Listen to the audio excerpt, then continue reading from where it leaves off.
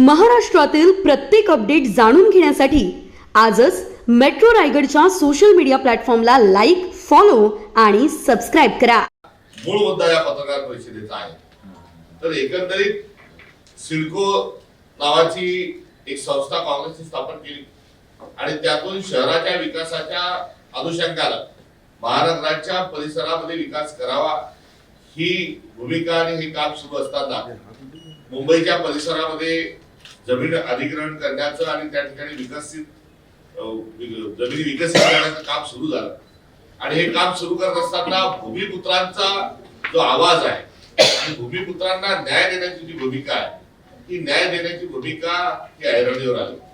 दिबा पाटील साहेब हे एक लोकनेते आणि त्या नेतृत्वाने दिबा पाटील साहेबांनी काय केलं तर तिथल्या भूमिपुत्रांच्या न्यायासाठी हक्कासाठी ते लढले आणि त्यांच्या नेतृत्वात आंदोलन उभं राहिलं। त्यांचं आंदोलन प्रसंगी काँग्रेसच्या विरोधात असेल, मात्र ते काँग्रेसच्या विरोधात नाही तर भूमिपुत्रांच्या ज्या मागण्या आहेत त्या अनुषंगाने होतं। काँग्रेसच्या ध्येय धोरणाविरोधातही नव्हतं। विकास झाला पाहिजे, मात्र भूमिपुत्रांचं काय यासाठी त्यांनी एक दीर्घ आंदोलन चालवलं। भूमिपुत्रांना न्याय दिला। 12.5% विकसित जमिनीचा हिस्सा ही त्यांचीच देण। भूमिपुत्रांच्या सर्व अधिकारांचं संवर्धन, संरक्षण आणि त्यांचा लढा हा लढणं ही दिबा पाटील साहेबांची फार मोठी एक योगदान आहे, साधारण योगदान आहे आणि त्या माध्यमातून अनेक वेळा ते आमदार झाले, 5 वेळा आमदार झाले, 2 वेळेस ते खासदारही झाले आणि त्यांनी एकंदरीत त्या ठिकाणी भूमिपुत्रांचा स्वाभिमान जो त्या ठिकाणी त्यांनी जागृत ठेवला आणि जो लढा पुकारला। आज मुंबई विकसित होत असताना बृहन्मुंबईच्या सोबत आजूबाजूचा मुंबईचा सगळा परिसर हा विकसित होत असताना आज या सर्व लढ्याचं स्मरण राहिलं पाहिजे आणि त्याचं भूमिपुत्राचं नाव जे आहे या सगळ्या लढ्याला दिल्या गेलं पाहिजे ही असणारी एकंदरीत भावना आणि भूमिका आहे।